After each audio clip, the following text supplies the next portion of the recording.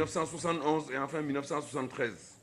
J'aimerais vous remercier au nom donc du groupe qui a organisé cette commémoration et vous lire donc une déclaration qui aurait dû être la présentation liminaire s'il n'y avait pas eu un comportement général très fréquent d'indiscipline des orateurs avec lesquels il a fallu pratiquement se battre pour que le temps de parole soit respecté.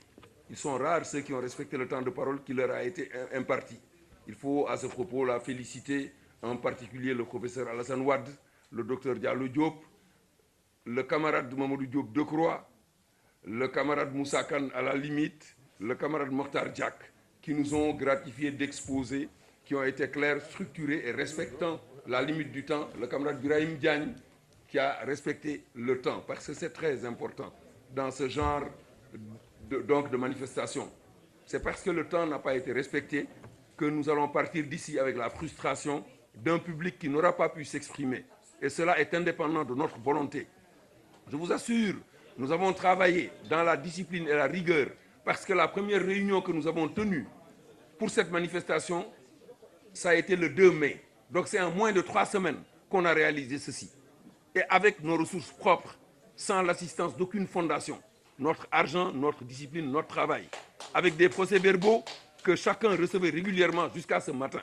Donc, s'il y a eu ces dérapages, nous n'en sommes pas responsables. Mais nous en excusons quand même. Il n'est pas possible à partir d'un certain seuil. Mais nous en reparlerons. J'allais le dire par le WARC, au départ pour notre ponctualité. Ponctualité qui est notre marque de 68 arts, quelles que soient les trajectoires que nous avons prises par la suite. C'est parce que nous sommes des 68 arts que nous sommes arrivés ici avant l'heure. Nous avons gardé une des vertus de 68.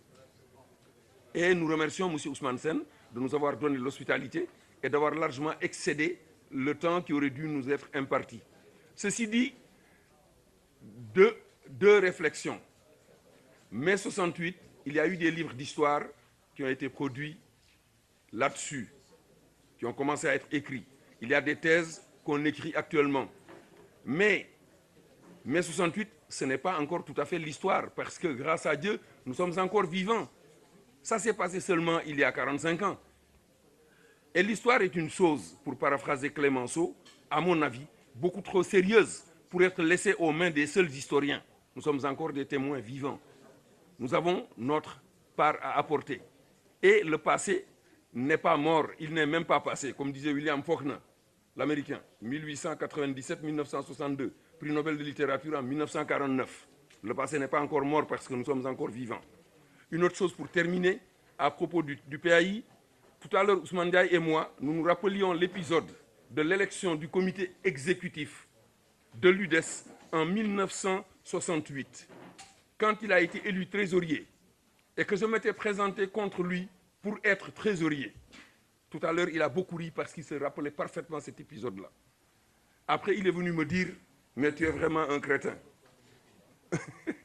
Un qualificatif que Mokhtar Diak utilisait souvent quand il voulait vilipender quelqu'un. Ousmane Diaye me dit, mais tu es vraiment un crétin. Le poste qu'on avait planifié et prévu pour toi, c'est celui de secrétaire général. C'est Bill qui s'est présenté. C'est pour ça que j'ai été élu trésorier, c'est ça qui était préparé. Donc c'est vrai qu'il y avait du noyautage, mais c'était pour la bonne cause. Alors je vais vous lire donc, ce qui aurait dû être la présentation liminaire.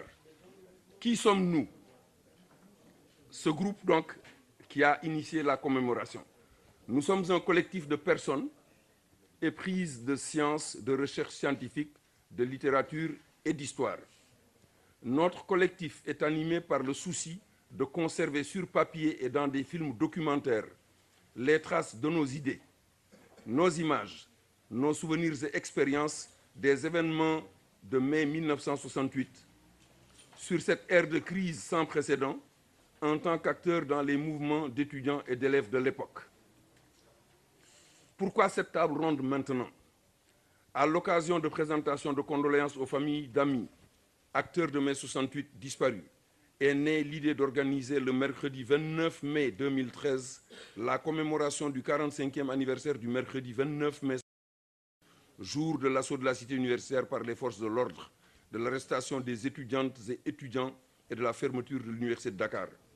D'autres initiatives similaires avaient précédé celle-ci, notamment la célébration des 25e et 45e anniversaires à Dakar, et du 40e anniversaire à Dakar, et du 30e à Montréal au Canada, où était présent l'ambassadeur Pierre Diouf qui était ici tout à l'heure, qui était venu à Montréal nous retrouver, Barambeng qui était membre du CA de l'UDES et moi-même, et Cheikh Amala Diallo, l'oncle du docteur Diallo Diop. Nous étions les 4 anciens d'Archinar. L'ambassadeur est venu personnellement, sans chauffeur, avec son épouse, pour bien marquer qu'il est venu en tant qu'ancien d'Archinar. Quels sont nos objectifs?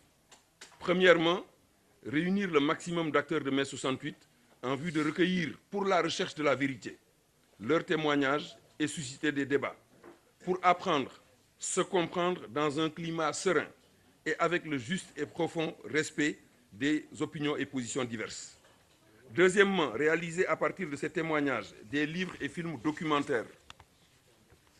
Troisièmement, créer un mouvement ou une structure en vue de poursuivre les débats et d'encourager les chercheurs, les écrivains et les cinéastes parmi les acteurs des différentes crises universitaires de la période 66-73 et des générations suivantes, et aider à la diffusion des actes de cette table ronde. Quatrièmement, informer la jeune génération pour préparer une relève dans la poursuite des idéaux qui animaient les acteurs de notre mouvement.